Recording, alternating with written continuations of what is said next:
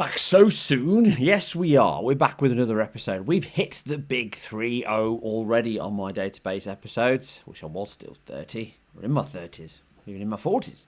But as it stands, we have a packed show, surprisingly enough, even though it's a week or so just after our previous one. So let's get to it with our very first news story.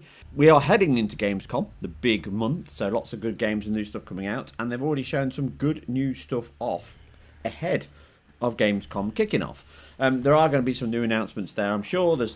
I know there are some announcements coming up. One of the things I'll touch on first is new games, things we know that are going to come at some point in the very near future, or maybe even slightly longer future. One of them was a new VR Arizona Sunshine remake, which was one of a standout titles on the original PSVR, which I covered way back in 2017 on my channel. Did enjoy it, very, very good game.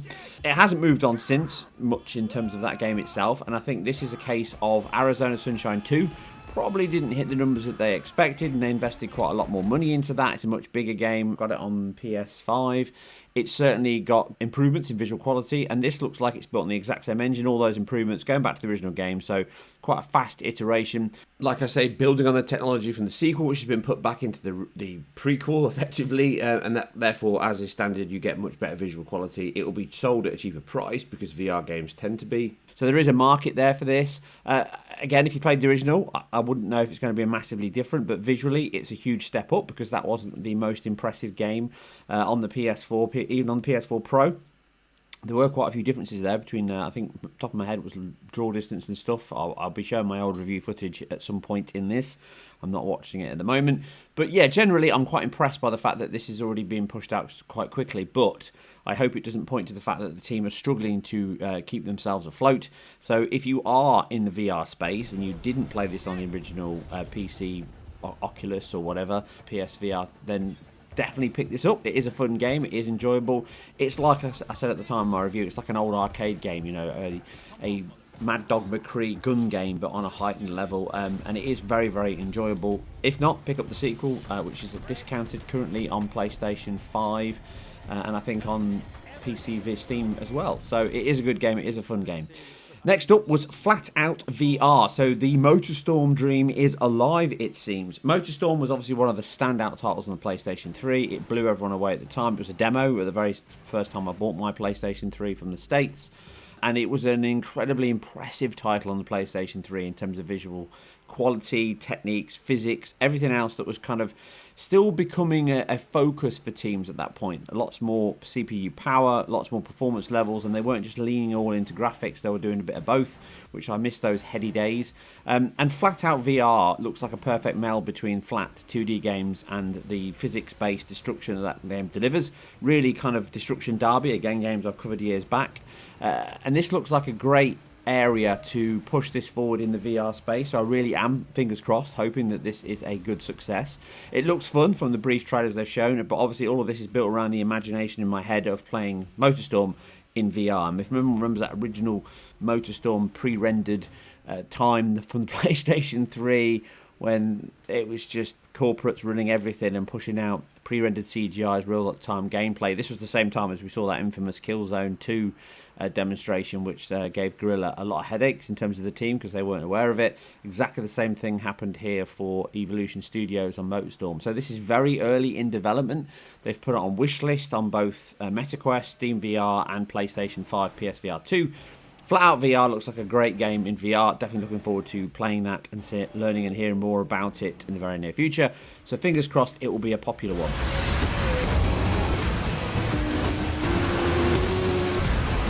Finally, in terms of new games shown that caught my eye in this early period before Gamescom, a game that's seemingly come out of nowhere, Neo Berlin 2087. So this is a brand new team, Elysium Game Studio, based in Berlin, so not a shock there with the title. It's an Unreal Engine 5 game. It looks very, very impressive. It's a third-person, first-person shooter with heavy draw towards, high quality rendering, visual quality. You've got ray trace reflections, you've got particle effects galore, dense geometry, destruction, great animation.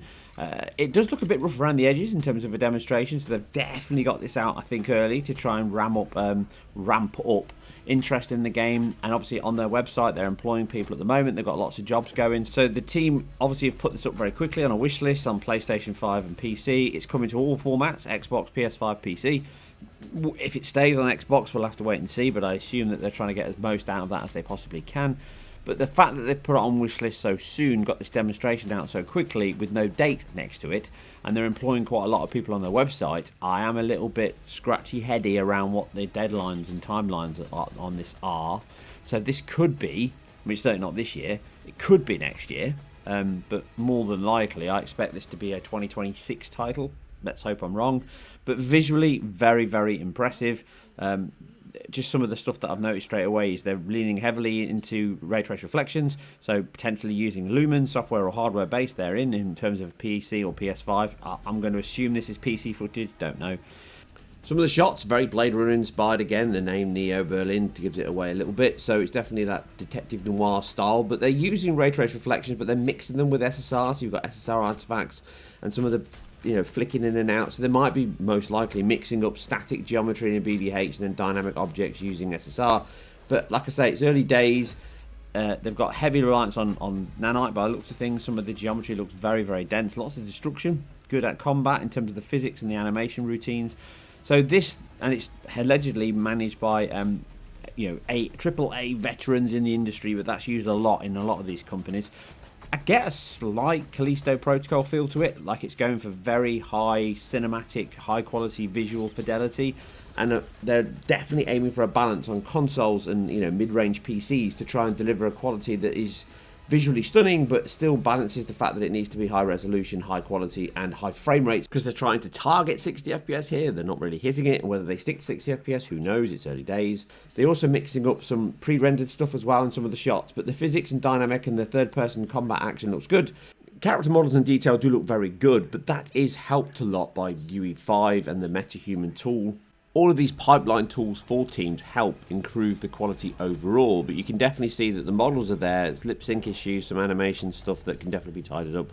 Again, I'm not moaning about the game, but I'm just calling out this is definitely real gameplay, real early development footage. It's probably very early pre-alpha. The art style's good, but overdone. There's heavy use of depth of field, some dense use of bloom and crepuscular rays coming through on some of the shots, and that bleeds into some of the image. So like I say, it's a bit rough around the edges. I would have probably polished it a little more.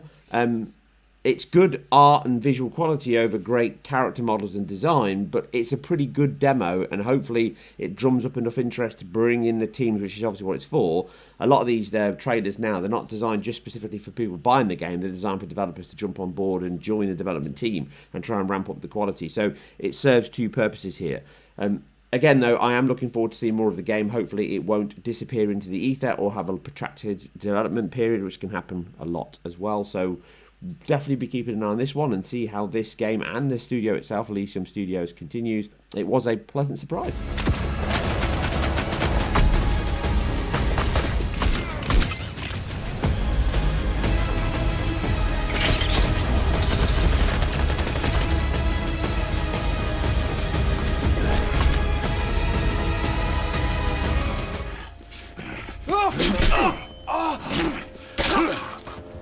Talking about graphically stunning games, we still have one that stands out proud now, and very sad news to go alongside that, and the cost of this unrealistic, unsustainable oversaturation and growth in gaming takes another big studio and talented team with it. Meta have laid off, shut down the remaining staff from Ready at Dawn, and shut down all their work, all their multiplayer servers for Lone Echo 1 and 2, leaving another big gap in the growing kind of hole of proprietary engine tech, high talent, and diverse gaming skills. And it's more bleeding of talent out of the industry, I feel. Now, a lot of the team did leave last year. I think a third of the team went, and that included some of the big hitters in terms of Matt Patinio, the lead engine programmer, tech programmer, absolute talent, but many, many others as well. And kind of just the sadness aside, which I'm going to do a whole video on this in terms of just kind of referencing this particular team and how ahead of the game they actually were. But they were ahead of the market. Short version is kind of by a long way, as I covered back in my 2015 review, which ironically was the one that kind of kicked off my channel, my impact in the industry, because a lot of people in the industry contacted me because of that particular video, the specific technical review one, the attention to detail. And it was kind of the impetus for DF. So Richard Ledbetter, that was the video that also kicked him off, contacting me and trying to hire me. And then a year or two later, they kind of mirrored my technical analysis style review. So in some ways, I'm like intrinsically linked with Ready at Dawn in terms of this YouTube channel, because they were one of the big ones that's kicked off my process. It was Watch Dogs before that. I think that Watch Dogs was the one that got me the most attention, ironically. And that was the one where I started talking seriously and technically about the games industry in terms of how games work. But this one was the one where I felt most kind of inspired by, in terms of just how far ahead they were. And I covered loads of other games back then. Like I say, Watch Dogs, Battlefield 4, Assassin's Creed Black Flag, Tomb Raider Definitive Edition, loads of them. So this wasn't my first, but it was the one that kind of had the most impact. So I put a lot of effort into it, and I kind of changed the style at this point, made it specifically what I do now still.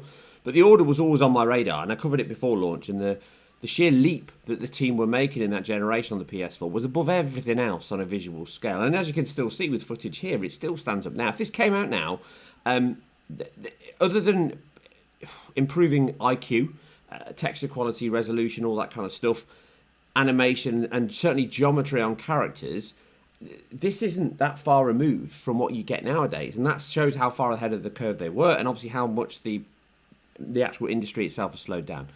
And the Order 1886 was kind of a victim of the market. There was that whole push around what happens now with the gaming media following the clicks and attacks and trying to keep themselves relevant.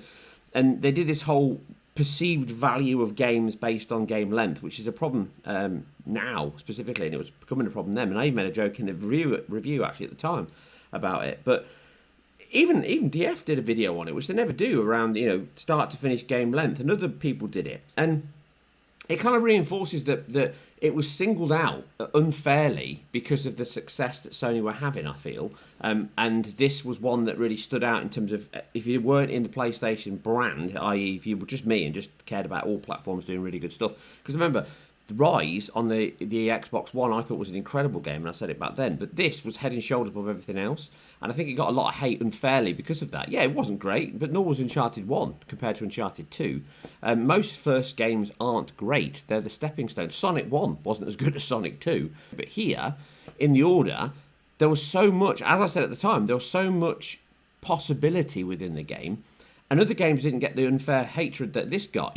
Recently, Hellblade or Hellblade 2, that never got any of the kind of hate this got for game length, in terms of the fact that no one did videos on it, saying how short it was. Obviously, that was because the game didn't do very well in terms of impact anyway. And that was another visual tour de force in terms of what it delivered, but it was far, far more limited than this, and many, many years on, and multiple generations forward, if you include the Pro models. So, not getting into all of that, but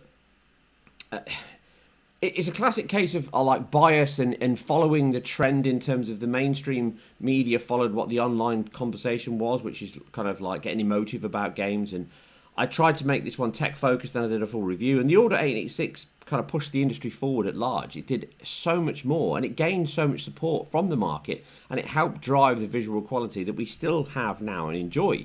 And it wasn't just visual quality that they were pushing. I was lucky enough to have interviews with them, and I'm gutted that I had a lost tape or a lost hard drive. I did a whole interview with Andrea Pacino and Matt Patinio and a few others in the team, and it was great. And that's why this one feels quite personal, because I knew them individually in terms of a few people. I don't know them, I'm not friends, I'm not just saying all that stuff, but I definitely spoke to them on a personal level, and they had the time and effort to come and speak to me and allowed me to do interviews. And unfortunately, the hard drive that I had at the time just basically destroyed itself, and I never copied it across, so I lost the whole interview. But I did an interview with them when they were bringing out Deformers, and that was very physics-based. They showed me some of their behind-the-scenes tech in terms of what they were pushing forward in the engine, some of the stuff that you can see on screen, some of the stuff I can't show you because they said don't show, so I'll never show it because that's the way I am. But they did multiplayer in that game, and then on the back of that, kind of Meta purchased them because they were likely struggling, and that was likely a bit of a saviour, or at least an extension to their studio continuing. And the Order sales and the impact from that and the Sony deal kind of fell through. And even they didn't have a hard problem with PlayStation. It's just nature of the beast. They were, in the end, supported by PlayStation to make a first-party game, and for various reasons, it didn't succeed at the level as hoped. But they continued, and they worked in the VR space, and they made Lone Echo 1 and Lone Echo 2, which I absolutely love. I never did a review on these games. I never bought them at the time because I I was in between headsets, I think I had the Oculus One, it's the first one, and then I went to the Rift S, and in between that I temporarily tried the Vive one in Index, and that was really too cumbersome in terms of the setup and space, and I needed more space than I wanted to. And then the PSVR came out in 2016 and I moved to that one, and then I went back into this on the Rift. I think it was, I had a Rift for a bit. It was the Rift, and I played Lone Echo 1, absolutely loved it. Single player, really good, very enjoyable game, slow paced, kind of had that mixture of puzzle and horror and personal and connection, and it worked really, really well. Multiplayer was great, but that's now gone. And they really were a leader in the pack, both in 2D games, or the flat screen stuff, and then VR. Even now, this looks like a great VR game, and this is Lone Echo 1. This is 2017. So really, really sad. And one of the big things that they were good at is not just tech, but the whole collection. So like I say, their technology was amazing, but their art was really, really good. So Ru Wishuria, apologies if I pronounced that wrong, absolutely amazing technical creative director, really good art. And the other teams in terms of the art design in all of their games, they had very strong art to pull from in terms of the Victorian era, one of my favourites, culture, the Gothic revival, in terms of historical periods in time, and certainly in style. I think it's one of the best. Probably not the best, but certainly one of. So they lent heavily into that, and they did a great job. Andrea Pacino, obviously they both came from Blizzard. They had a lot of experience within the team, and they pushed forward on all things that were both technology and driving the game. So they did a lot of deformation stuff in terms of transformation, real-time transformation from one morph model to another. The werewolf transformations, I talked about that in my preview in depth, and that was amazing. But Matt Patino was a big driver for stuff that we're only really getting my heads around now, and I was talking about it back then based on some of the stuff that I spoke to him about, some of the stuff he did on his blog. So he was doing like GPU syncing and how that can affect your performance when you're trying to balance in thread control over GPUs. He did a whole talk on that, and I've kind of covered that in depth. I did a load of conversations around that and what Naughty Dog were doing with Uncharted 4, and they were using fibers. So a lot of the stuff then that now just all of a sudden tech YouTubers and reviewers are just getting their head around, it's not new. It's like everything, APIs, all that good stuff. He was really, really key into, and he did a very excellent blog if you ever want to get your head around what the problems of DX12 are, and shaded compilation stuff, and PBR. That was their big standout. They really embraced PBR at a level that films were still doing. They understood composites, materials, light, attenuation, everything, and that's what really still stands out today. Their PBR stuff is still top tier. So I won't go on about it too much, other than the fact that I'm sad that they're no longer around. But it is a shame. But they were and still remain one of my most favoured studios in terms of where they work from, and I'll be having a video covering them in more depth. It'll be up early for patrons, and obviously you can have some previews and stuff, because I did start working on it a couple of months ago based on stuff that I was thinking about in the background. So this is kind of an impetus for me to finish that off.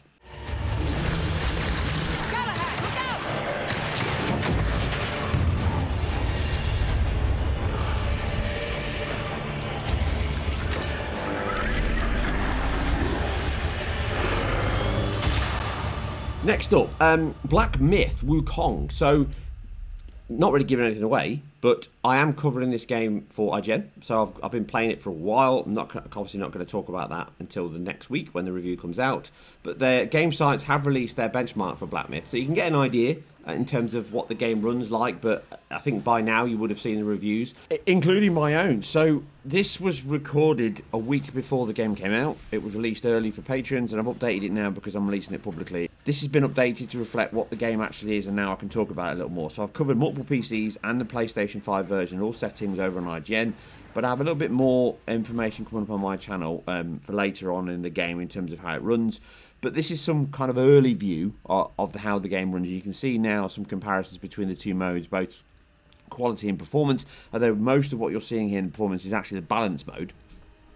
As I covered in my review, the balance mode is effectively the 1080p mode with no frame regeneration in there, so no frame interpolation. It's just using native rendering as best it can, which is dropping down to 1080p, where it's 1440p reconstructed to 4K using FSR2 in the quality mode.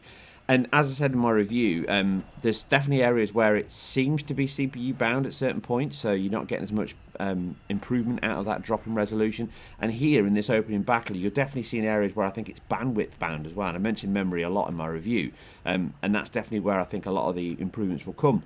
It's definitely struggling with the memory, the amount of stuff that Nanite uses, Lumen uses, and generally UE5 is very memory demanding. So on the PlayStation 5, I think that's where its biggest bottleneck is.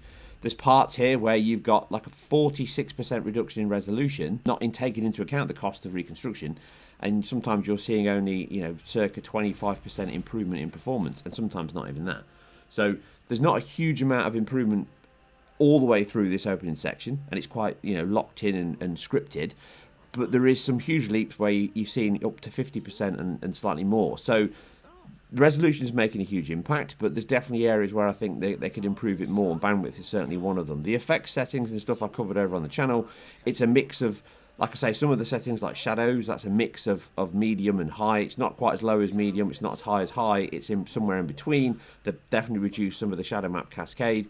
I suspect the same thing is going on with the particle effects, but it's closest to high than anything else. Most of the settings are closest to high, and there's a lot of people going on about the fact that the settings are not a match between the two of them. They are.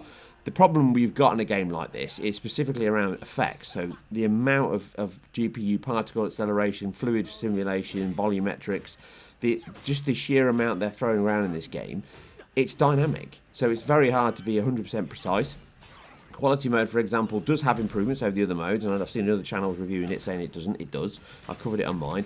Ambient occlusion is improved, level of detail is improved, so nanite basically is a higher quality, you're getting more polygons, and that's because of the resolution, so that has a cost as well, and that's exactly how nanite works. No one's picked up on that, I did in my review. So again, you've got to dig into these things at a slightly lower level.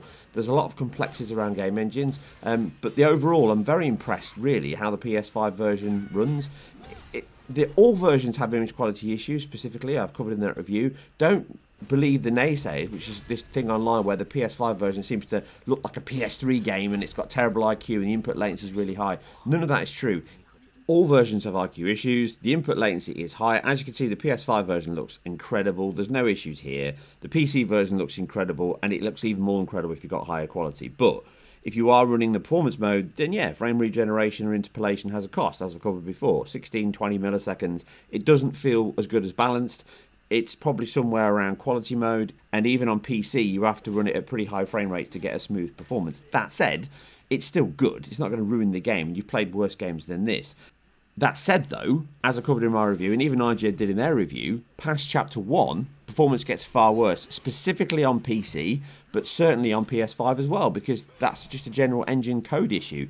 I covered in my RTX 4090, it has big memory leaks, stutters that can crop up, you have to restart the game, and in Chapter 2 and Chapter 3, you can see some of it here on PC, it can have serious judders and stutters as you get to certain areas as things load in. And this is on higher end hardware than the PlayStation 5. So if you can wait till some patches come out, and it will certainly improve significantly across PS5 and PC, as I said, but you're not going to be destroyed playing this game now. So if you can, you've got the money, you've got the time, buy it now. If you haven't, wait. You might even get a slightly cheaper price later on, potentially not.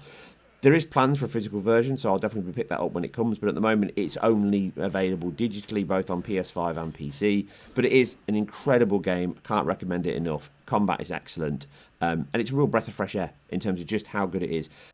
Next up, big games coming up. Space Marine 2. So Space Marine 2 is an impressive looking game again from Saber. I think it is Saber Interactive. And it's a big IP, one of my favourites. And I know that the Games Workshop well. They were created here in the UK, being a company that's actually slightly younger than me. I outdate them as a company. I think they started in 75, 76. So I'm a little bit older than they are. But I used to get my Dungeons & Dragons stuff from them because they were the official importer from the US into the UK. But when Warhammer came, that was a big win in the 80s, and it was a big game for me playing at school. We used to go around mates' houses. But yeah, I love Warhammer. I think it's great, and I think this game looks amazing. They're using their own Swarm engine, almost certainly. That's the same engine they use for War Z. Because the game is kind of focused on high-fidelity visuals, highly batched enemy counts, big swarms. They even call it Swarm mode in the game itself, so that's kind of a giveaway that's using the Swarm engine. Visually, like I say, it's got good PBR materials. It's not technically pushing the boundaries. I heard people saying it's one of the best looking games. I think people just say things that are new, or they fall into the marketing. And that's certainly a problem with tech YouTubers. They get told to say things on their marketing and they just blurt out the same things that are given in PR materials. It is an impressive looking game. It does look good. I wouldn't say it's the best looking game I've ever seen. And the technology does remind me heavily of Gears, and also another great game that never got the love that it deserved, and that was Days Gone. It uses similar technology in terms of batch control, huge swarms of zombies in this case, or in War Z's case and Days Gone's case here. They're using it against the horde of the enemies. But again, the technology looks great. The combat looks good. It looks very visceral. The violence, the animation, the third-person control. Really looking forward to playing this. I think it's out next month. So hopefully I'll get review code and cover this in depth. But again, it's a good game as well because it's multi-platform. So we are seeing it day one on Series X, Series S, PS5 and PC. So there's definitely a lot there to dig into, and I'll be interested to see just how it runs across all of the formats. It's probably going to have a high demand, certainly on CPU by the looks of things, and memory because of the amount of swarms going on there. So I'll be interested to see how that runs on the S, because that tends to be the biggest bottleneck that console has, specifically allocation of memory bandwidth, and then GPU performance. You can scale things down by resolution and turn effects off, but if you've got a core deliverable in your game where you want huge swarms of enemies coming in and lots of combat in this case and large open areas, and that's going to struggle. So I think this game will be another one that probably creaks a little bit on the Series S in terms of performance, but you can guarantee that I'll be there covering it when it does. What's next on the list? God of War PC specs. So God of War PC specs were announced. People were talking about it online. I will be hopefully getting review code off that as well, so I will be covering it in terms of how it runs on across a swathe of PC specs. But again, it's not really a shock to me. The specifications kind of fall in line with what we expected on God of War, and I covered that in depth. If you haven't seen my God of War video on PC, I did quite a lot on that to try and cover the areas of where DX11, DX12 and why they chose it and how that impacts performance, the API driver, and how an RX 6800 actually could perform worse than a 2070 because of that, and CPU allocation. So I hope they've improved that. I'm certainly sure that it will be DX12 now. Whether they're going to push things a little further in terms of really need to improve CPU batching and control across multiple threads. So that's certainly an area that I think will be a focus for them. Their GPU specs look about on par with what I'd expect. 3080 spec, give or take. 4070 spec, give or take, to where you are with a PS5 on that 60 FPS performance mode. And remember, as I covered in my reviews over on IGN and on my channel, you could run an unlocked mode using VRR, which, VRR is really just to make sure the tearing doesn't happen. It just unlocks the frame rate, lets it go, while the VRR picks up the slack, which is what I said right at the very beginning when I did my VR stuff. That's what VR was invented for. It's not invented to miraculously make the screen, the performance patches and band-aids and all that. It was designed to remove tearing and allow you to run frame rates better. As I've covered, I think this was one of the videos I covered it in fact, which was VSync has a cost. So if you turn VSync on, it has a cost on performance. So therefore, when you turn VSync off, the game can run freely. It's basically syncing, going back to what Matt Patino said earlier. It's around syncing your CPU and GPU control, because you stagger frames, you stagger work across the two, and at some point you've got to stall to get back into lockstep. So you either have a mutex lock, and again, I'm not going to go too technical on this, but you can lock things into focus in many ways. One of the easiest and most commonly used is mutex locking, which means you lock data until such times to stop erase condition. So you stop a situation where I'm trying to write to a piece of data while somebody else is reading from it, and therefore if I write before they read, I could break the game and it'll crash. So mutex locking means you put a spin lock on that and you say don't do anything until such times as I come back and say I'm finished. The problem with that, which particularly happens when you're syncing a game to a VSync point, you have to bring everything back in line so that you're always one step ahead. You're always in the same cadence you were when you started. So whether you do it the first frame, the second frame, or the third frame, at some point you have to do it so it hits you. So some of the times when you do VSync, that can have a bigger cost than it should do, because you end up locking it for longer periods than you would if VSync was off, because it means you can just sync up at the next opportunity and then therefore you're not waiting for the screen, i.e., let's say we're in at 16 milliseconds, 60 frames per second. and you come in 2 milliseconds over that target, you've got to wait 14 milliseconds until such times as you can continue doing work. That's your mutex lock period. If you haven't got VSync, you don't. You can literally start in the next millisecond and let the frame tear and let VRR pick up that tear. That's why you get this huge benefit back on in certain scenarios, not every scenario, in performance. I've gone right off on a tangent there, apologies. The point is that God of War PC specs make sense to me. They don't look anything like surprising. People are saying they're over demanding. I don't think they are. The fact is that, I said this at the very start of the generation, the PS5 will always perform better than equivalent PC spec. I don't care what anyone says and keeps going on about how consoles and PCs are the same. They're not. They're not, specifically because of the APIs and the environment you develop within.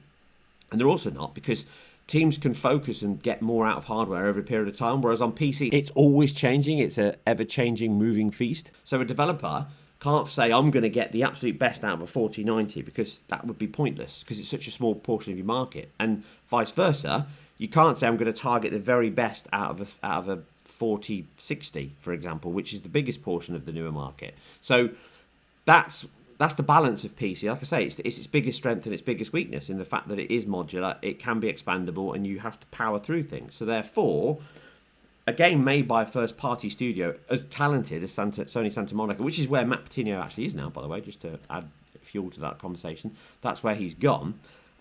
You end up with a game where you can get, I'm not going to give figures, but I would imagine at least 15 to 30% more like for like on a spec for spec PC to PS5, maybe even more.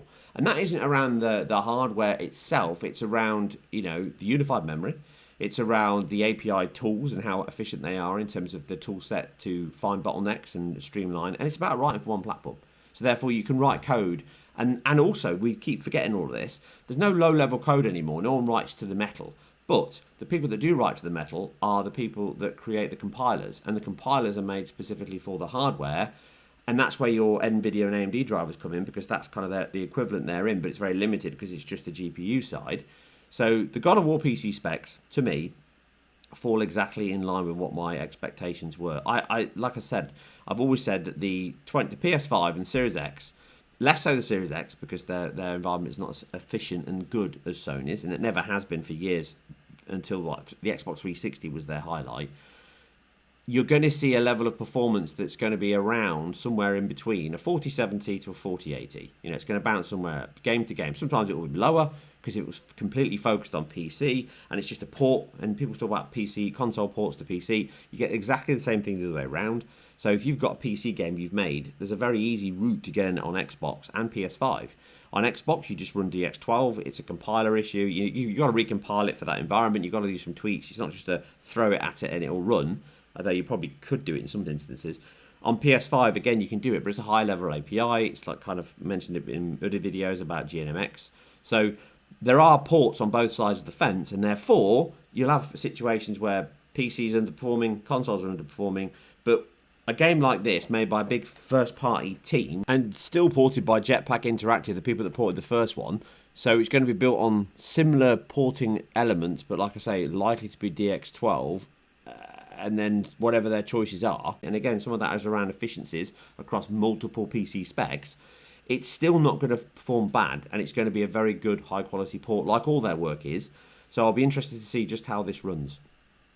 And I'll be covering it. So I'll be telling you exactly how it runs, as I had with my Spider-Man videos and my God of War videos and my Rift Apart videos, and many, many more videos to come.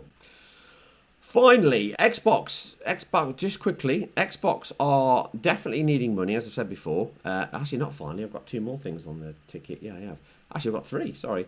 Xbox, they're selling IPs, which shows you that money is still of a high importance to them, and they probably want to get some good news, media, information out there. So with all the negativity that I covered as well with the Tango Gameworks and shutting them down along with all the other studios at the time, and how they treated them, and how they said they wouldn't repeat the same issues they made with Fable and Lionhead. They did, because they lied. They've now sold that, and And that means that there's the potential there that Hi-Fi Rush has gone out and Tango Gameworks itself and all of the team are now back in work. So the whole studio hasn't been shut down. So they've worked, at least they've done a positive step. So, I'll give them the noise when I need to, but this is a positive step for Microsoft and Xbox. There's probably money in it as well, and that's probably a reason why they've done it. There's some revenue for them to make. But it's also a good news story because then you're not laying off all these people.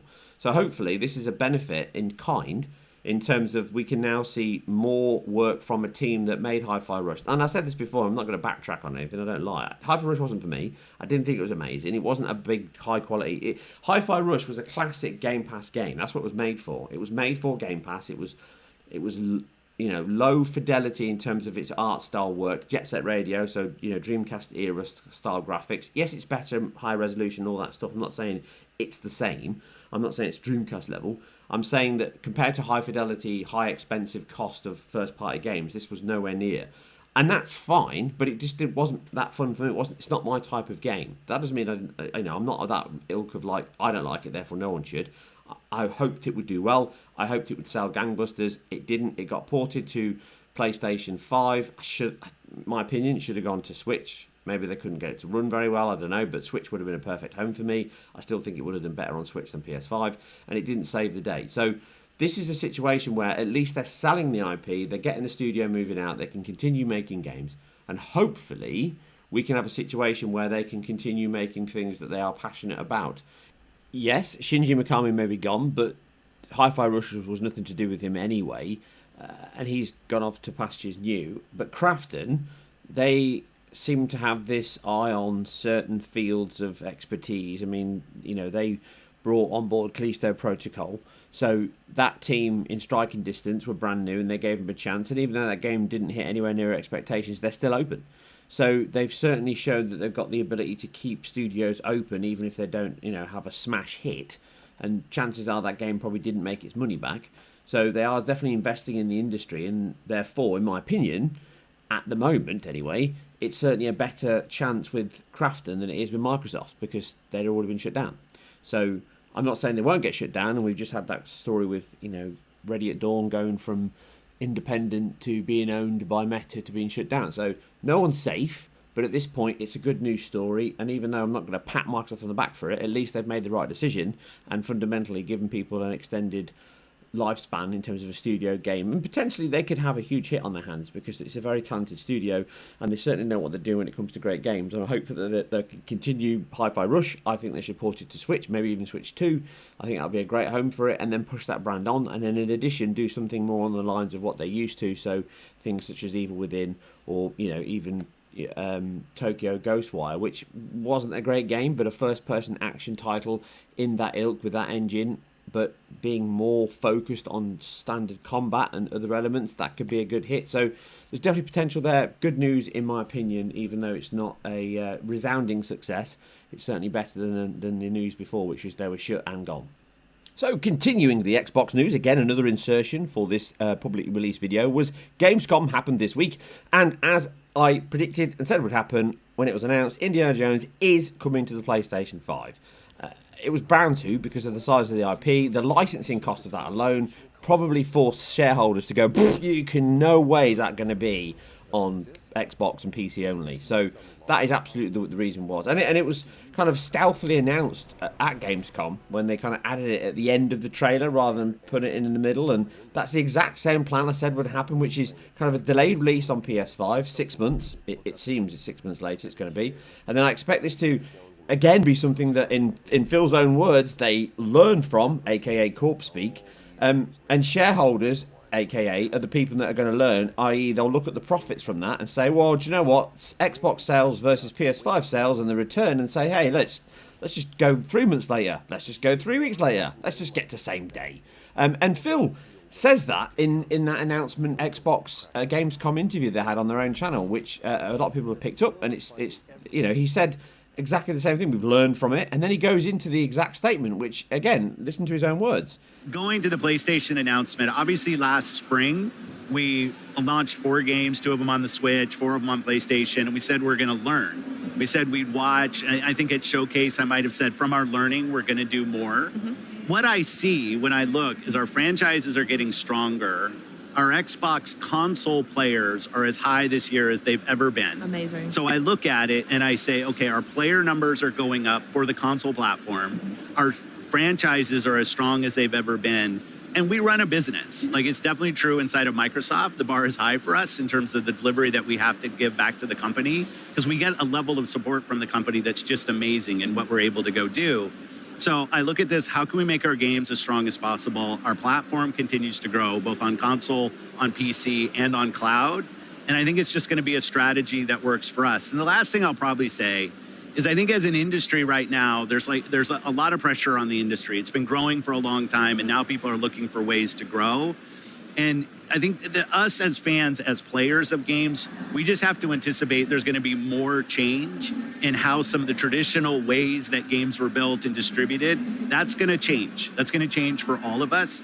But the end result has to be better games that more people can play. If we're not focused on that, I think we're focused on the wrong things. So for us as Xbox, health of Xbox, health of our platform, and our growing games, most important things. Oh, that sounds perfect. Lovely. Now, So what he's saying there is, Xbox is as big as it's ever been, aka it's not growing. That's what he's saying there.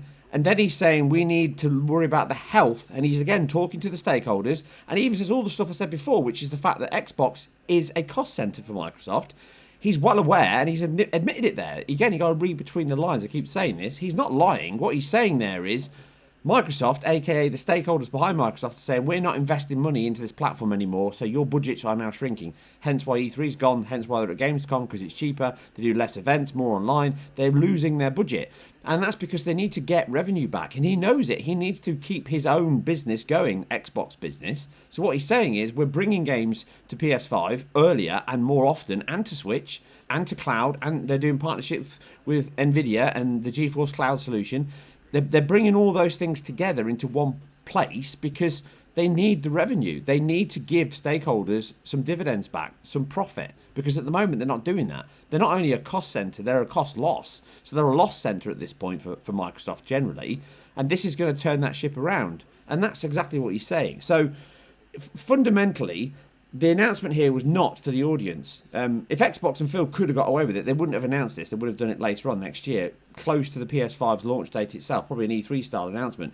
This announcement was for shareholders to improve their business case and obviously drive people to invest into Microsoft stroke Xbox to get more growth into that market, because that's their aim now, to grow Xbox as a brand, to grow the platform, to grow that gaming space that they're into. And that means, as they've quite rightly said, on any screen, on anywhere you can play, they want you to play. So PS5 is just another step to that, and this is, like I say, not a surprise. And obviously a big part of it is the Activision.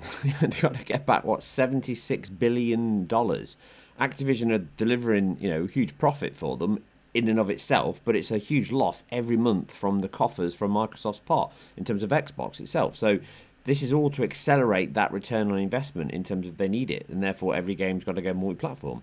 And I've seen lots of people online, there's lots of Xbox fans, all the people that I've been tweeting and poking at online when they've had a go at me, come back at me online and tell me I'm wrong. Here you go.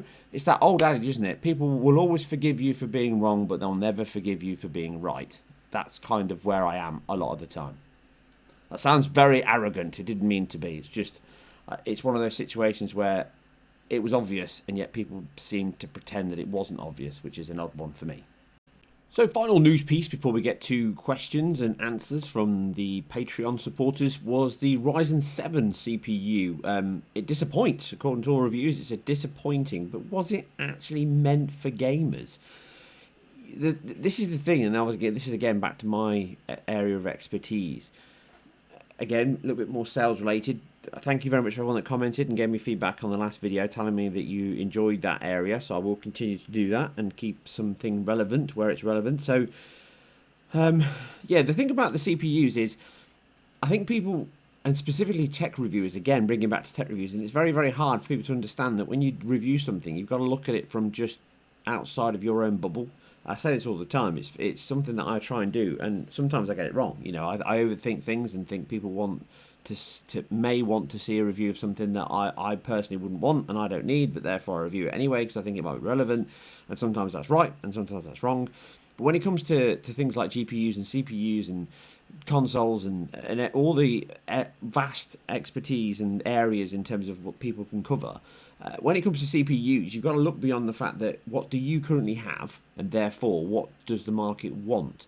So if you're currently like me and you're supporting like a 5800X3D or 7800X3D, then this was never going to blow you away because it was the hardest CPU to beat. It's the best one on the market, bar none. But it's about multi-purpose. I say this all the time, brings me back to my point about consoles. Consoles don't need things like AVX and high instructions, because if you're doing that kind of work, you throw it at the GPU. You don't need to run it on the CPU, but desktops are multi-purpose.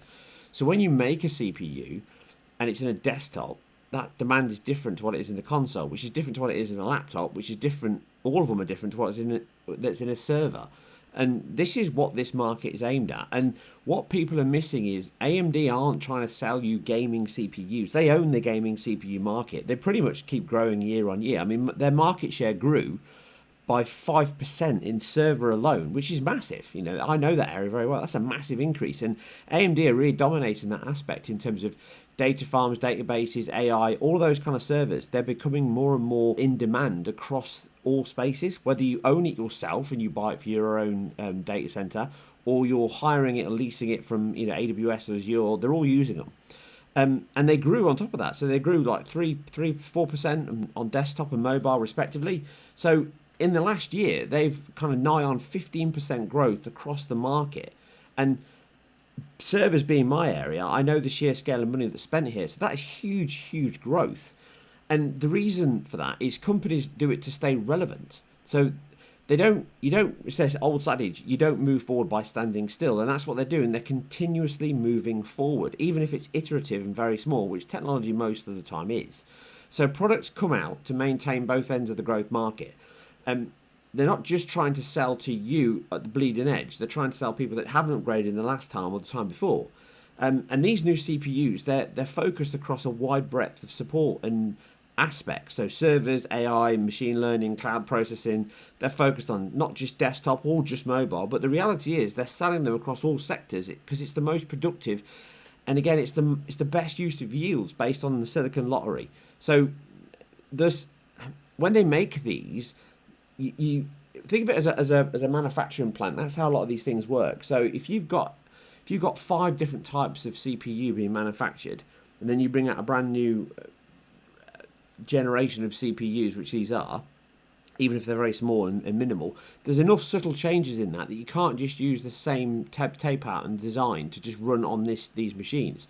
So if you've got 2 separate production lines running, that's going to cost you money. So the fact is you have to change everything so that everything goes out in the same pot and you get all those things manufactured, you get it shipped, and it's just economies of scale. It's classic economies of scale. So the reality is that they just make these, and by and large, they're not identical. So don't get me wrong, there's not one template that's one server, and then if it's crap, it goes to a desktop, and if it's really crap, it goes to your mobile phone. That's not what I'm saying. But there's a set design and amount of SKUs that are being made in terms of CPU designs. And the best go to the servers, then desktop, then mobile. And remember, these CPUs, they do not perform worse than any previous generation, X3D CPUs aside at least, and thus they still grow the market. But they're not aimed at you if you've got a 7800 or 7700 and other CPU users. If you've got a 3600 or a 5600X, or more so if you're an Intel owner and you're running like a 10900K, then these are aimed at you. And such, that's AMD continuing to grow their market, and that's what they're targeting.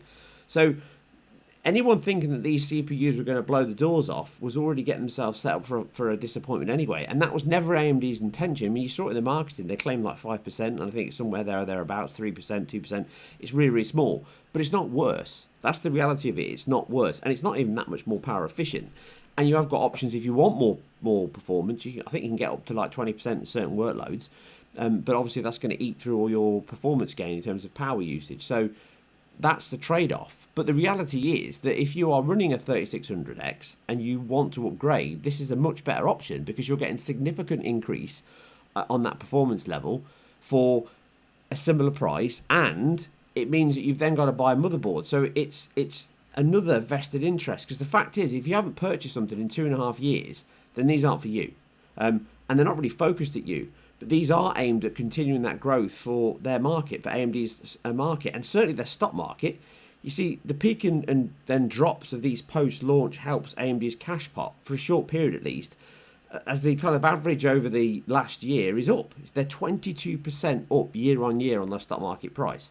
So they are continuing to grow, not only their market share, but their market value. And that is because of these kind of launches, because it keeps people's head in the game in terms of AMD continually improving and releasing stuff. And trust me, when it comes to corporations, they see headlines, they look at the market all the time, they understand the stock market. So if AMD are growing, then even if they're not the best, and they are by and large, it means companies will buy them over Intel, and that's why they do this. There's a lot more going on than what people just see. It's people have 2D thinking, and I think that's the problem. People see things from just one perspective, and then maybe if I didn't work in this, I probably wouldn't see most of this either. But that is the reality of it. There's a lot more here than just a CPU launch, and that kind of cements their growth.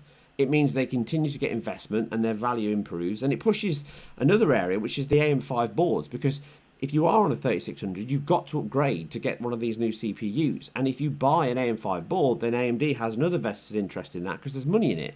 And then, like I say, the server aspect is absolutely huge. And it also means it takes the wind out of Intel's launch, which is coming up in the next few months. It kind of reduces it and the issues they've got going on with their microcode. So this is, they always say don't hit a bully while he's down, but you do. That's how business works. If somebody's getting, drummed, then if you want to continue to dominate, you keep doing it. If you give up, you give them a chance to come back. So you can't really blame AMD for doing this. Gamers will obviously have to wait for the inevitable, whatever it is, 9800X 3D or whatever, which is likely going to take the crown in terms of the very best all-conquering CPU over the current champion, which is the 7800X 3D. But again, here, the 7,000 CPUs, they're going to do enough to at least give people 9,000 CPUs. Is it 77, 90, 96, 9800, 9900, 9950X? So you've got a broad spectrum of CPUs here for all, demands. If you're desktop publishing, if you're doing code base and you're compiling all the time, if you're doing CAD design, there's many different demands. As I say, CPUs do all of these things. And these CPUs will be much, much better, if you need multi-threading. I mean, at the end of the day, you've got stupid 36-thread CPUs here. You can't even use them in gaming, and you have to turn them off in Windows 11. You have to disable them to stop, thread hopping, which makes CPUs perform worse. So there's always that element when you review something. You've got to look at the aspect of what they're reviewing it for. And some of this is on AMD, again, like all of them. You need to make sure that you tell your reviewers what it is for, what they're meant to be testing for, and anything that crops up. And I think there's been some issues on AMD's reviews, and I would love to get back into these kind of reviews and cover them in more depth. But the fundamentals of this is, even though this wasn't a great launch for gamers, it was never their intention. This is just a continued market. It's free advertising. You throw it out in the market space, you then discount all your old stuff that's out there in the market. Again, the same things I've mentioned multiple times, because you've got a cost of return back to factory if you can't sell it. So it's ironically, it's worth more to you to discount the product than it is to get it back, because you're never going to sell it now. The longer it sits on a shelf, it's going to just devalue more and more. So AMD will knock down their prices, get rid of their old stock, and once their old stock's gone, these won't never drop. These won't drop until the next launch, because that's the thing. If you control the market, you can control the price. But if you've got brand new stock sitting out there, you can pick these up for $399, and you've got a 7800X out there for $349, you're mad to buy one of these.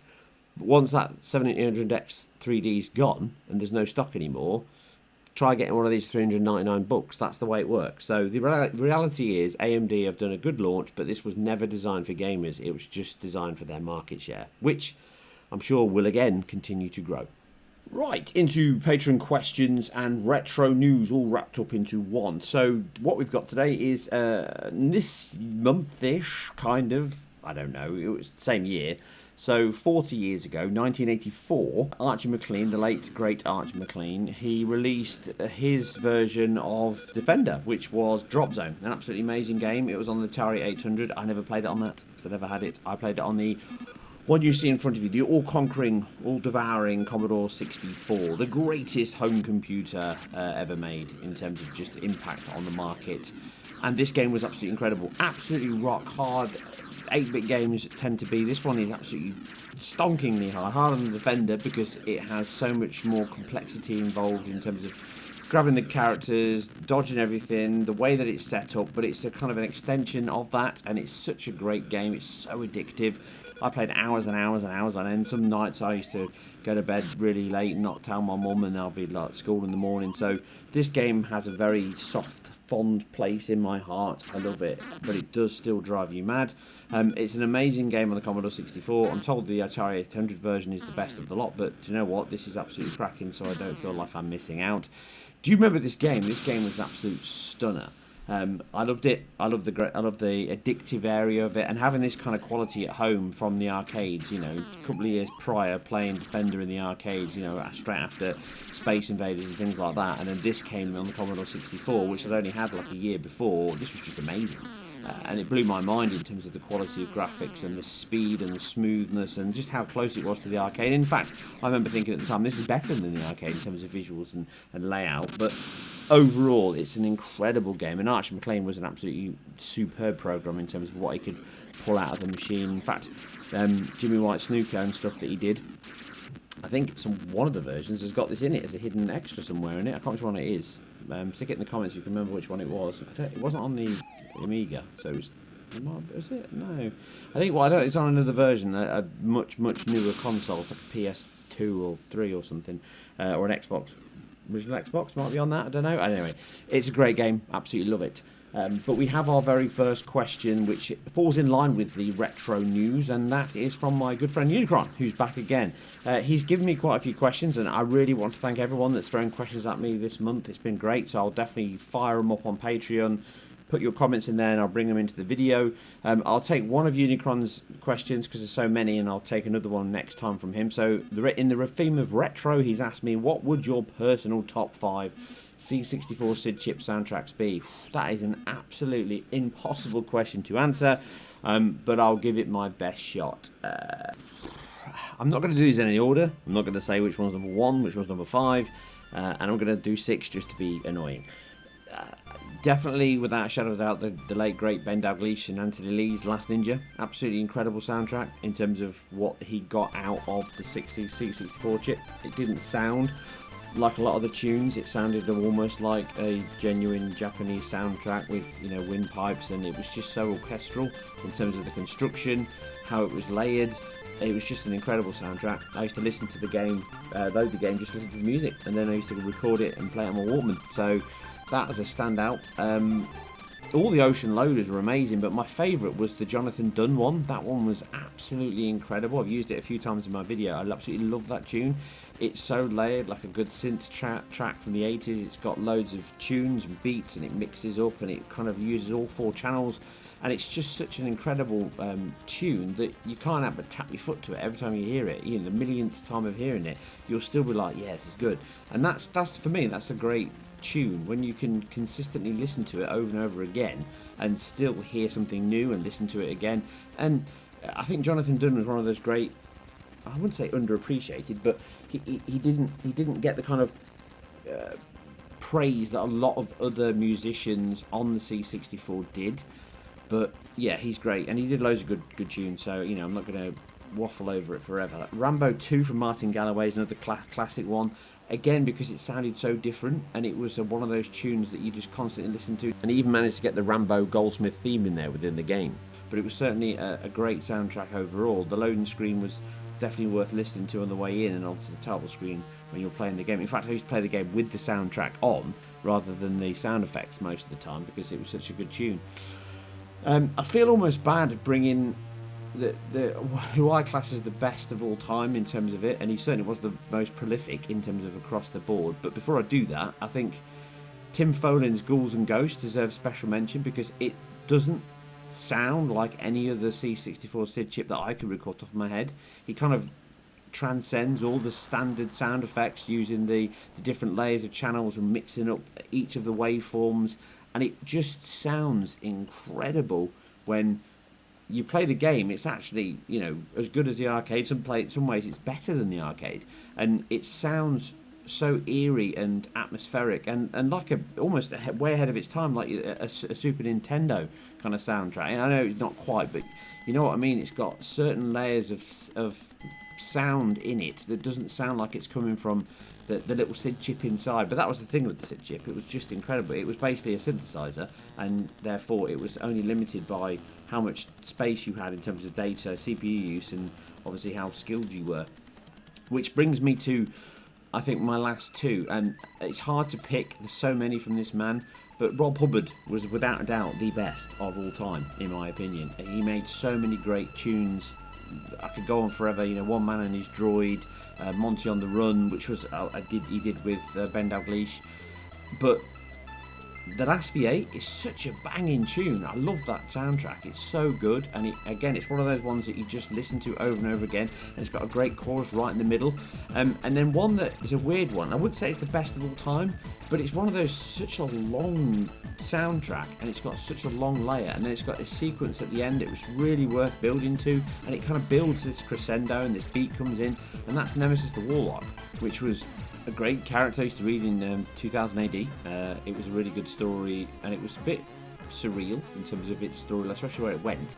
But this game, I used to love this game. I used to play it on the C64 with the chest burster in it. That was the thing. It used to have this light, but they'd bump up and down like aliens, and it burst out. But the music, I used to listen to it all the time, just to listen to the soundtrack. So that's just off the top of my head. And I'm sure tomorrow, or even later on after I finish this video, I'll change that list and pick a load of new ones. At the end of the day, the Commodore 64 and the SID chip was the first time that sound became such a huge part of computers. And my history of sound is I've done part 2 and most of part 3. And I need to bring that up, but I did cover some of these ones and some other ones in that video, because the C64 was just way ahead of its time in terms of the soundtrack. But for me, I would say that Rob Hubbard did so many great tunes. He was definitely the most prolific, and he definitely had a huge amount of skill. His code in terms of his player was amazing, and other people used to say that his stuff was incredibly efficient in terms of using the space and the sequences and the timing was on the CPU. I think there's a version he put out there, his player somewhere, but it was a great time for music. It was an absolutely great time, and I miss chip tunes. I miss tunes generally. I miss the fact that musicians used to make tunes. I miss the fact that you just don't get that much anymore. You know, not just keyboards, which was big in the 80s in terms of synth pop and all those kind of bands like Depeche Mode and Yazoo and Kraftwerk and stuff, but also other bands that used to use it. You know, like Visage or Ultravox, or you know, even Rhythmics. But then you had rock bands that used to do it as well. So guitar riffs and all those things have kind of gone away. No one does those kind of stuff anymore. And the C64, I think, was when it was really pushing into the gaming space, and then it kind of continued on from there into the 16-bit. So there you go. There's my top 5 or 6. Cheeky 6.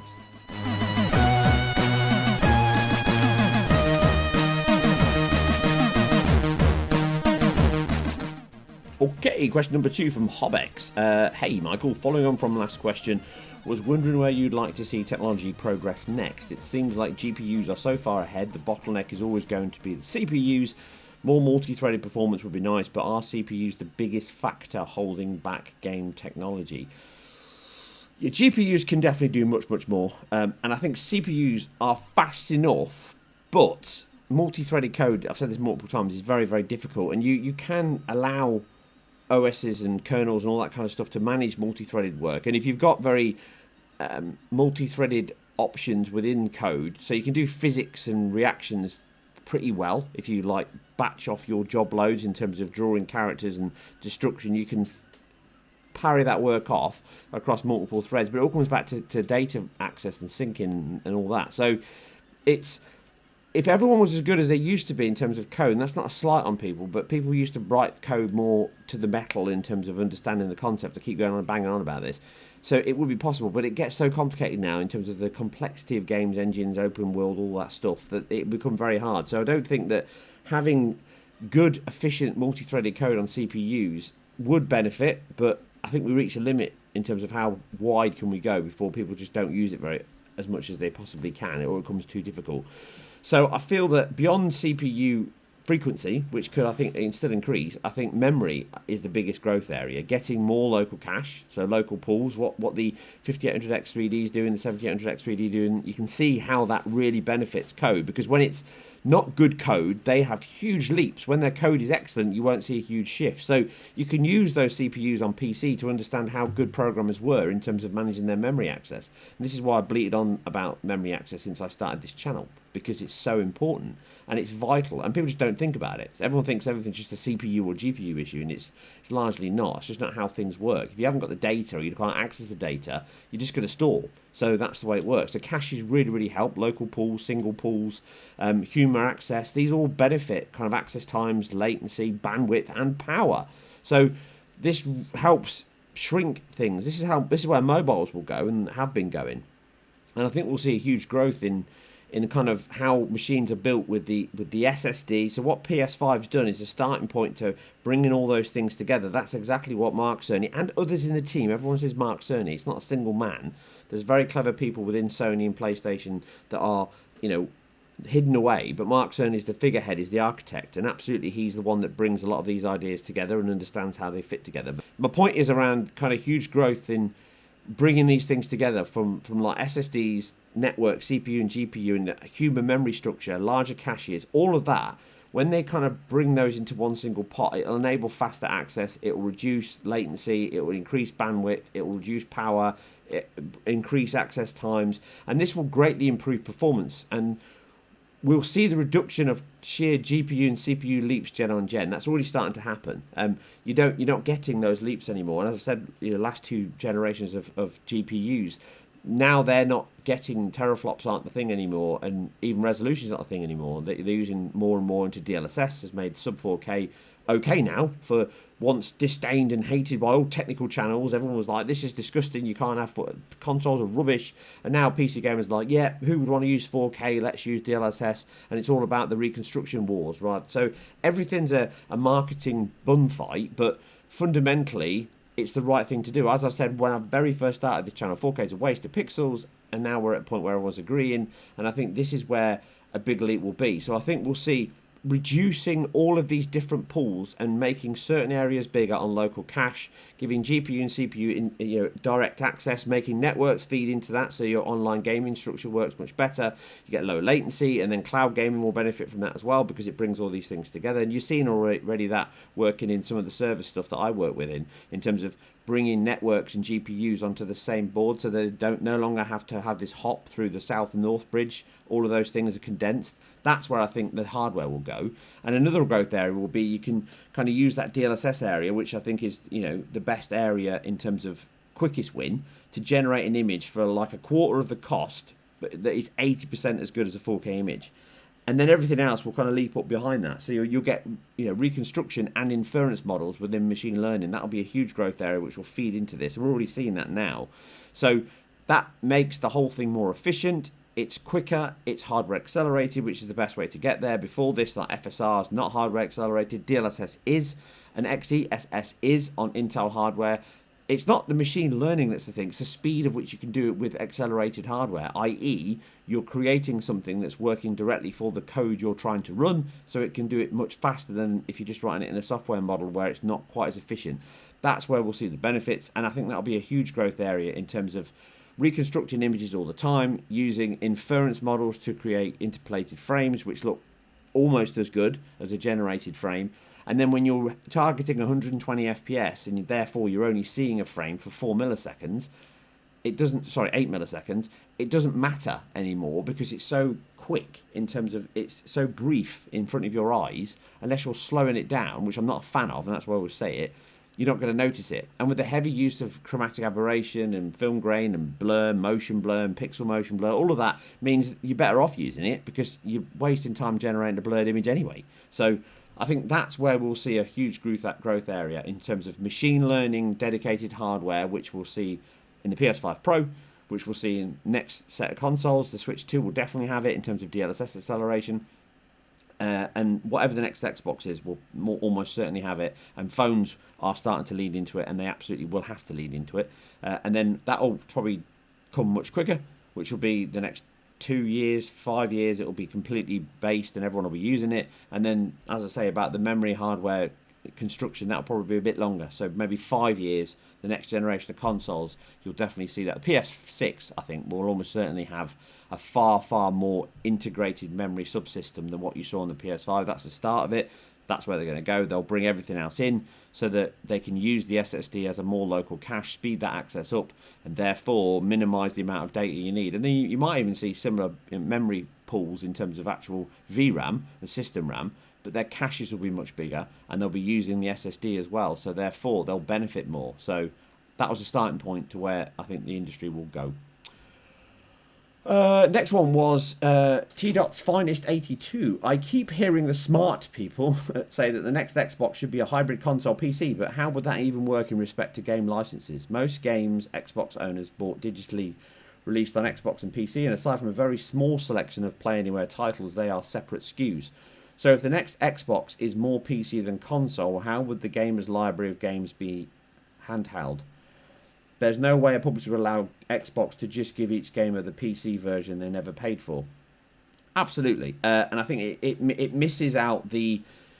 Oh, sorry, I missed a bit to your question. Any thoughts on how this would work logistically? My gut feeling is the next Xbox ends up getting cancelled, given the terrible sales number over the last few years of the series consoles.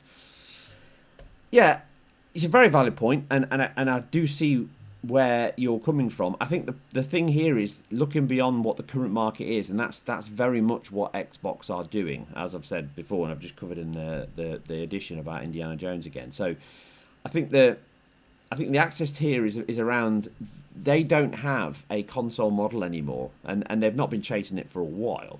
So their aim is the fact that they don't believe in that anymore, and they've just kind of pushed the Xbox brand on as an addition of Microsoft Windows now. That was always its aim. And I think the same thing that I thought many, many, many years ago when I did my Xbox One X and PS4 Pro speculation videos, which was 2016, 2017. And I'll find it now and play the clip to what I said here. As I mentioned last year, we have now seen Microsoft very focused on converging into a single unified platform with PC, phone and console all running under the Windows 10 umbrella, agnostic of chipset or badge. With AMD the given partner in all of this for the internals, I can easily see Microsoft franchise with independent hardware manufacturers like MSI, Asus, Gigabyte, etc. and sell Xbox 2 or Xbox Pro, or whatever they call it, as a spectrum of products. Now, this may not happen yet with them releasing the first new machine themselves, which will... So that was my thoughts then. So best part of 7 years ago. That's where I think Xbox are headed. So Xbox has always intended to lean into the Windows and that single hub solution. That was always where they were going to go. And we will see, and I'm even more sure now than I was then when I said that, the next Xbox will be made by third-party OEMs as well as themselves.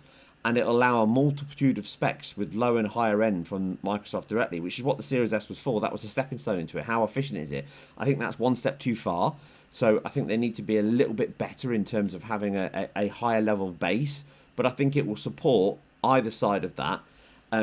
So you'll have a bottom end, a mid-range, and a top end, and it'll be very, very PC focused in terms of development. So you're developing the PC version, so it'll have to scale in terms of whatever is being shipped on PC, and I think it will support either by a side option that they won't block, or more likely a direct app option, the ability to install a Steam client app on the Xbox console, an Epic Store app, and a GeForce Now app, along with Xbox Game Pass and their cloud solution, xCloud. So I think what you'll have is a console that will have all these options, and again, I think they'll bring it to the current Series X and Series S, specifically around limiting it to what you can run on it. But as such, you'll kind of just log into your app, you'll bring all your games over, just like you do on Steam Deck, and that's a classic strategic partner benefit that I talk about a lot in terms of there's a core benefit for Xbox, but there's a core benefit for everybody else as well. So Steam benefit because they widen their Steam market potentially. Epic benefit because they definitely need to widen their market. And GeForce benefit and xCloud benefit because they're bringing games onto that. And you've seen that already with GeForce bringing in Xbox sign-in directly onto their app. So before, if you logged off and logged on, you'd have to keep logging back into your Xbox account. Now you can do it automatically, and that was just announced at the Gamescom event. So as such, I think that you'll just have all these apps. You'll log in, you'll bring all your games over from Steam, and all your games will be shared, and possibly a subsidy from that app download will go to Microsoft to support them. So for every time you download the Steam app, I think that they might get a small benefit, 5% whatever from Steam. Hypothesizing here, but I suspect there'll be a benefit in kind there in terms of if we let you download the app on the Xbox and broaden the market, we'll get some cut of it. I doubt it would be the game sale itself, because like you say, the libraries are already there, but it will be a benefit for you downloading the app, therefore widening the ability to play games on Xbox via the Steam app and the Epic app and such like. So there'll be a subsidy there. Microsoft use that to support the Xbox ecosystem and the operating system, so it will grow their revenue directly and indirectly. And therefore, on top of that, with the OEM licensing to third parties to make Xbox consoles, a la Asus and MSI, and others probably likely to step into the ring, you'll start seeing a wide form factor of handhelds and form factor of consoles. So I think this will be a big push for Xbox to widen their market. They'll go for the top end handheld, the mid range handheld, and then next gen consoles in terms of really high spec PCs that are much better than the Series X and possibly up with the top end. And I think all of these will come with no disc, because that also fits into their digital only plans. So everyone will just accept it, they'll buy it because that's what they're used to, and if Steam's on there, if Epic's on there, then everyone is already into the digital cloud system anyway, and then you also get the cloud functionality. So you could effectively buy the cheapest handheld going, which got HDMI out on it, connect to GeForce Cloud and play all their games, GeForce Now, and play all the top end games on their platform with the subscription via an Xbox console. It's mad, isn't it? And I do think that PlayStation will follow this route as well. I think the next generation from them will be a handheld digital only console, as well as a large form factor under your TV console, and that will come with an optional disc. It will be an add-on. It won't ship with a disc anymore. It will be, you can buy that same disc that we delivered for the PS5 Slim, and then they'll see how that works. They'll also do their learning from the market and understand if that's what the market wants, and if it shrinks, which it probably will, because people like me are in the minority in terms of desperately needing to keep physical discs, then that's where they'll go as well. So I do think it will happen, and it's a benefit that Microsoft have because they've got the Windows platform, and they could easily make a Steam app work and play games on it. And their operating system and their ecosystem in terms of DirectX APIs, it's not that hard. You can run hardware, software on the Windows platform via the Xbox device now. So it wouldn't be very hard for them to make a slightly streamlined, more Windows-friendly version of Xbox that runs across multiple specs and just basically infers that like a normal PC would. So I think that is where they will go, and I'm almost sure that's what they'll do. And that is it. We have reached the very end. Again, I've just gone over an hour by quite a bit, but I did pad this one out. Originally it was about an hour before, but I padded it out with a few more extra bits, so apologies if it went on too long. Hopefully the chapters down below will help. Remember though, I am self-funded, so all of this stuff I do independently on the side of all my other stuff, which is my full-time job, and also working over on IGN. If you like what I do, then you can help by liking, subscribing, share this video, click a link down below, put a comment down below. All that helps the algorithm, which really helps me. And if you like early access to things like this and other stuff that I've got up on my Patreon and stuff to come, then please support me over on there, because that really, really helps, because I don't earn much money at all from YouTube. As an example, most videos I put up, if I make 12 quid, I've done well. So that's the kind of money I'm making on these videos. It's not a huge amount of money. So if you can help, just a few pounds or dollars a month really does help. And it means you get a chance to kind of direct the content. You get a chance to put your questions in here on Patreon, and I'll answer them and hopefully give you some benefit. And also, drive the discussion. There's more stuff to come. I am working in the background to try and give more benefit to Patreon, so please bear with me as I work through that. But that's it. I shall see you very soon on more videos to come next week. More game reviews on IGN, more game reviews here, more things to talk about, lots of things happening. It's a very exciting time. I'll catch you on the next one.